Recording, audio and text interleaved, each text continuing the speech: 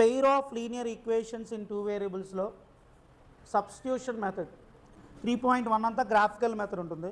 Graph already discuss చేసుకున్నాం. 3.2 ఎక్సైజ్లో substitution method ఉంటుందమ్మా. 3.3 ఎక్సైజ్లో ఎలిమినేషన్ మెథడ్ ఉంటుంది. So today we're discussing substitution method and elimination method ఏంటో నేర్చుకున్నాం. సో చూడండి, ఇక్కడ సబ్స్టిట్యూట్ మీకు నేను ఇన్ జనరల్గానే చెప్పేటప్పుడు సబ్స్టిట్యూట్ అంటే ప్రో కబడ్డీలో మీకు సబ్స్టిట్యూట్ 7, 9 అని చెప్పి ఇలా తిప్పుతూ ఉంటాడు. అర్థమవుతుందా?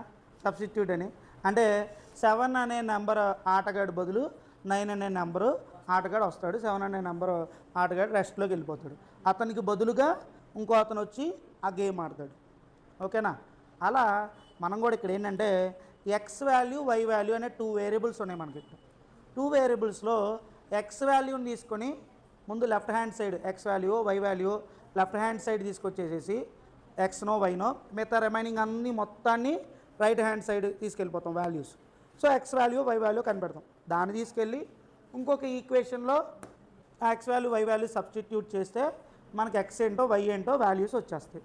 ఓకేనా? సబ్స్టిట్యూషన్ అంటే సబ్స్టిట్యూషన్ మెథడ్ అంటే అది జస్ట్ ఎక్స్ వాల్యూ ఫస్ట్ మనం కనిపెట్టి దాన్ని తీసుకొచ్చి ఎక్కడ పెడతాం, సబ్స్టిట్యూట్ చేస్తాం, సెకండ్ ఈక్వేషన్లో ఉన్న ఎక్స్ వాల్యూలో పెడతాం. ఓకేనా? అప్పుడు ఒక ఎక్సో లేదంటే వైయో వస్తుంది మనకి. దాని ద్వారా ఒక ఎక్సో వైయో వస్తుంది కదా. ఎక్స్ వస్తే వై కనిపెడతాం, మళ్ళీ వై వస్తే ఎక్స్ కనిపెడతాం. అంతే, సింపులే. ఒకసారి చూడండి అమ్మా, ఇచ్చిన సమ్లో మనకి మొత్తం 0.2x + 0.3y = 1.3, 0.4x + 0.5y = 2.3. ఇక్కడ మీరు గమనిస్తే ఇక్కడ మొత్తం డెసిమల్స్లో ఉంది సమ్ము. అవునా? సో నేనేం చేస్తానంటే ఈ 2 ఈక్వేషన్స్ని నేను 10తో మల్టిప్లై చేస్తున్నాను. ఎందుకంటే I want to remove the decimal values. ఎందుకు 10తోనే మల్టిప్లై చేస్తానంటే ఇక్కడ 1 డిజిట్ ముందే డెసిమల్ పాయింట్ ఉంది. ఓకేనా? నేను కనుక ఇంటూ 10తో మల్టిప్లై చేస్తే ఈ డెసిమల్ పాయింట్ రైట్ సైడ్కి వచ్చేస్తుంది.